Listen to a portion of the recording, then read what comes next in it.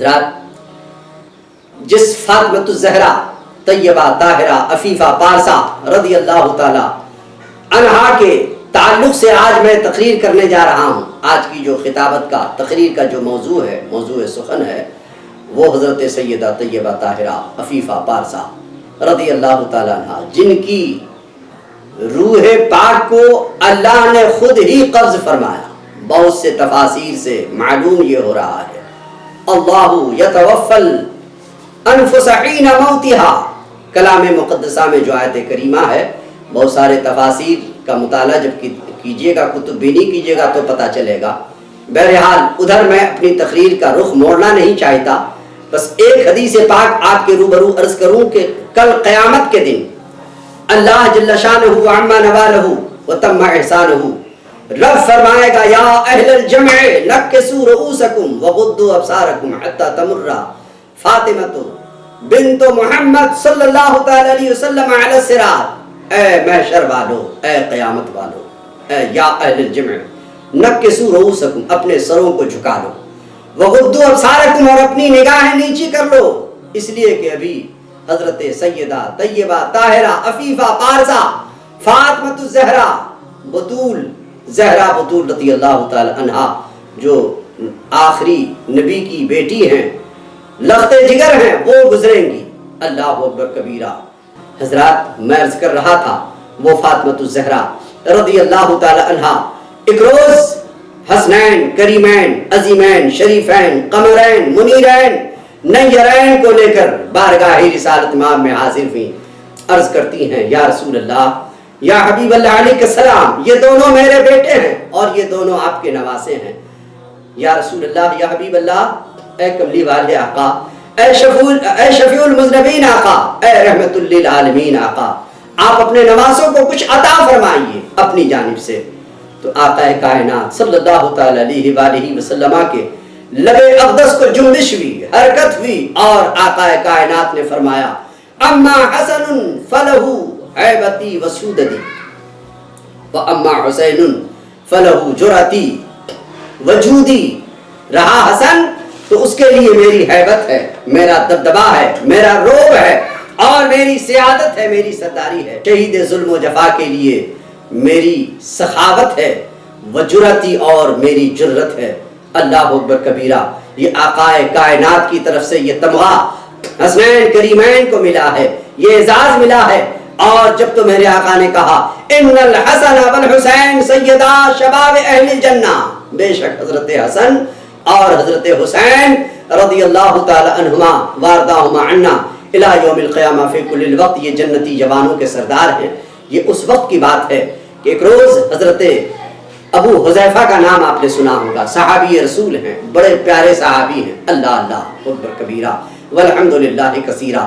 اگر کوئی صحابی کے عقائد کو اچھی طریقے سے وہ دیکھ لے اور سوچ لے، غور و فکر کر لے، اور صحابہ کے انداز بیان کو جان لے. اس لیے صحابہ کرام کا یہ ہمیشہ معمول رہا، وہ اکثر و بیشتر یہی کہتے جب میرے آقا کچھ فرماتے تو صحابہ کرام یہ عرض کرتے یا رسول اللہ، یا حبیب اللہ، فدا کا ابی و امی، میرے ماں باپ کی جان آپ کے پیروں تلے قربان یا رسول اللہ، یا حبیب اللہ. اس لیے کہ میرے آقا نے یہی کہا لا یؤمن احدکم، تم میں سے کوئی شخص اس وقت تلک ایمان والا ہو نہیں سکتا جب تک کہ حتی اکون احب الیہ من والدہ و ولدہ والناس اجمعین، یہاں تک کہ اپنے والد گرامی، اپنی اولاد اور جتنے بھی دنیا کی ساری چیزیں ہیں، حتی اکون احب الیہ من والدہ، یہاں تک کہ میں زیادہ محبوب نہ ہو جاؤں اس کے والد سے، اس کے بیٹے سے.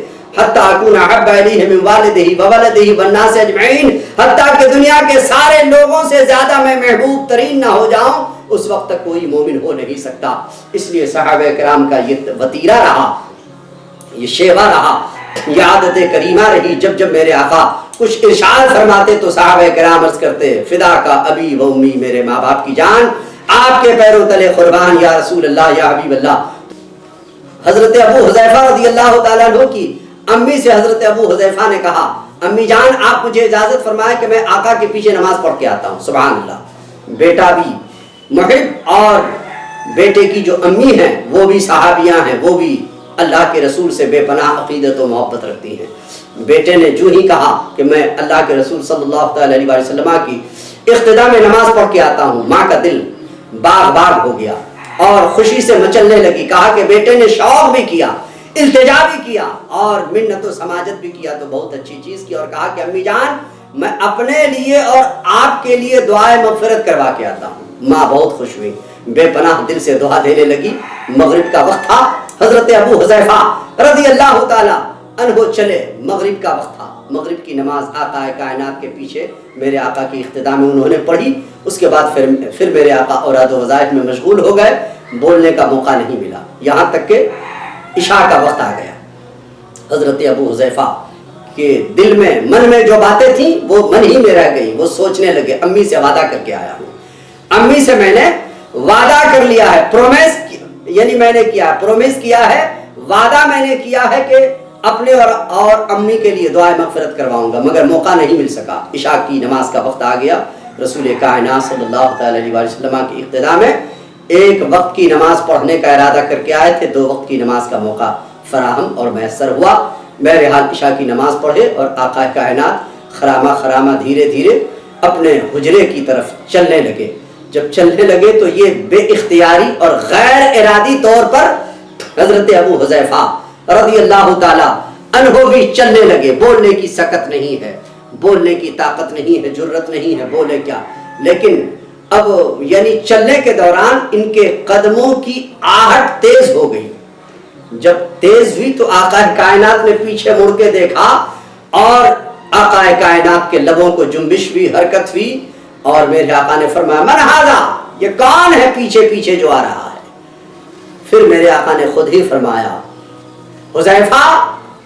تو حضرت ابو حذیفہ کہتے ہیں قلت نعم، میں نے کہا ہاں یا رسول اللہ یا حبیب اللہ، انا حذیفہ، میں حذیفہ ہوں، میں آپ کا غلام، میں آپ کا خادم، آپ کا نوکر، آپ کے معتقدین میں سے ہوں، متوسلین میں سے ہوں، آپ کے قدموں میں اپنی جان قربان کرنے والوں میں سے ہوں، میں حذیفہ ہی ہوں.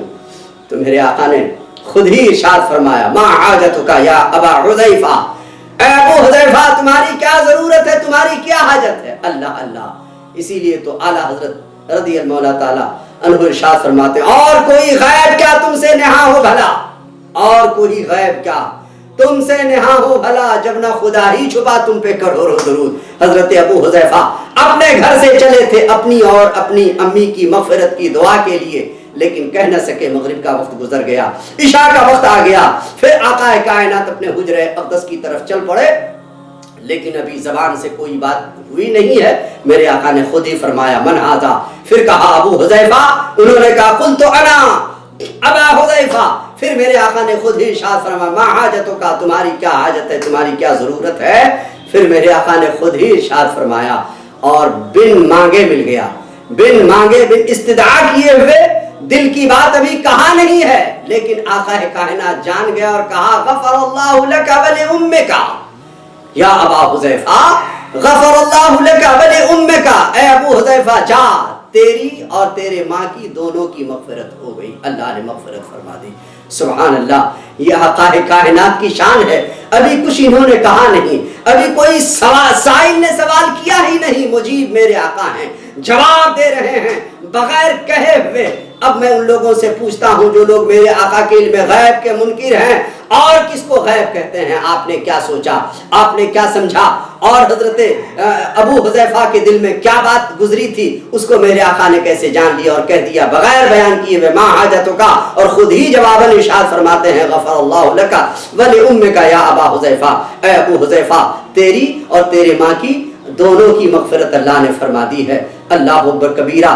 بس آقا کائنات نے ارشاد فرمایا اے ابو حذیفہ دیکھو اسی وقت میرے پاس ایک ملک آیا ہے، ایک فرشتہ آیا ہے، اور جو آج تک اس دنیا میں نازل نہیں ہوا، آج تک اس دنیا میں نہیں اترا ہے. وہ 2 بات لے کر کے آیا ہے. وہ 2 بات کہنے کے لیے وہ فرشتہ آیا ہے. ایک بات تو یہ ہے کہ وہ مجھ کو سلام پیش کرنے آیا ہے، مجھ کو سلامی دینے کے لیے آیا ہے، وہ سلام پڑھنے کو آیا ہے. الصلاۃ والسلام علیک یا سیدی یا رسول اللہ وعلی آلک و اصحابک یا سیدی یا حبیب اللہ. درود و سلام سے دور بہکنے والوں، بھٹکنے والوں، ان لوگوں سے میں کہتا ہوں درود پڑھ کے مقدر جگہ لیا جائے. چلو زمین کو فلک سے ملا دیا جائے، غم حیات کے گیسو سورتے ہی جائیں، نبی کے نام پہ سب کچھ لٹا دیا جائے۔ آقا کائنات نے فرمایا یا ابا حذیفہ آج میرے پاس وہ فرشتہ آیا ہے، دو کام کے لیے آیا ہے جو کبھی نہیں آیا تھا۔ ایک تو مجھ کو سلامی پیش کرنے کے لیے آیا ہے، سلام عرض کرنے کے لیے، اور دوسرا اس لیے آیا ہے کہ میری جو بیٹی فاطمہ ہے، جو جنتی عورتوں کی جو سرداری ہے، جن کی شان میں قیامت کے دن اللہ کہے گا یا اہل الجمع نکسوا رؤوسکم وغضوا ابصارکم حتی تمر فاطمہ بنت محمد صلی اللہ تعالی علیہ وسلم علی الصراط، اس میری بیٹی فاطمہ کا جو بیٹا ہے حضرت حسین ہے، ان کی شہادت کی خبر لے کر کے آیا ہے۔ اللہ اکبر کبیرہ۔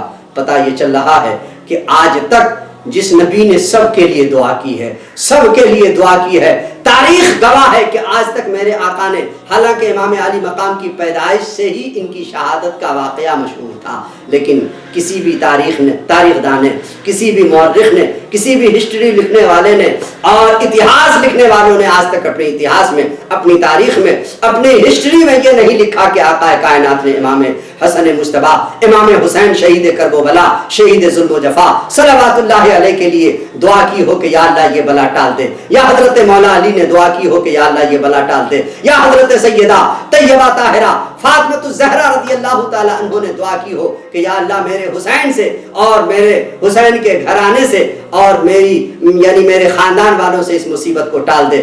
آج تک تاریخ میں آپ دکھا نہیں سکتے کہ مولا علی نے دعا کی ہو، اس لیے کہ جانتے ہیں کہ کبھی بھی کوئی دعا رد نہیں ہوتی ہے نبی پاک کی، مولا علی کی بھی کوئی دعا رد نہیں ہوتی، فاطمہ الزہرا رضی اللہ تعالیٰ عنہ کی بھی کوئی دعا رد نہیں ہوتی۔ کیوں؟ اس لیے کہ آپ نے سنا ہوگا حضرت سیدہ طیبہ طاہرہ عفیفہ پارسہ فاطمہ الزہرا رضی اللہ تعالیٰ عنہا کے لیے جب اللہ جنت سے کھانا بھیج سکتا ہے، جب حسنین کریمین کے لیے جنت سے جب پوشاک اور حلہ بہشتی آ سکتا ہے تو یہ مصیبت بھی ٹل سکتی تھی۔ پتہ کیا چل رہا ہے؟ امام علی مقام میدان کربلا میں مجبور نہیں تھے، مسرور تھے۔ تو اے مجبور مجبور مجبور کہنے والوں، ذرا عقل کی دوا کرو۔ اس لیے اکثر و بیشتر میں کہتا ہوں اے دل بگیر، دامن سلطان اولیاء یعنی حسین ابن علی جان اولیاء، حال میرا کچھ بھی ہو میرا عقیدہ ہے یہی، بخشوائے گی مجھے تیری محبت اے حسین، کلمہ توحید ہے تیری شہادت اے حسین، تو نہ ہوتا تو نہ رہ جاتی، صداقت اے حسین اور تیری قربانی نے زندہ کر دیا اسلام کو، وہ رہے گا تا ابد تیری بدولت اے حسین، اور طالبان منزل امن و سکون کے واسطے تیری قربانی ہوئی شمع ہدایت اے حسین۔ اور احتمال آنے کا ہے پھر سے یزیدیت کا دور، اس جہان نو کو ہے پھر تیری ضرورت اے حسین، حال میرا کچھ بھی ہو میرا عقیدہ ہے یہی، بخشوائے گی مجھے تیری محبت اے حسین۔ وآخر دعوانا ان الحمدللہ رب العالمین۔ السلام علیکم ورحمۃ اللہ تعالی وبرکاتہ۔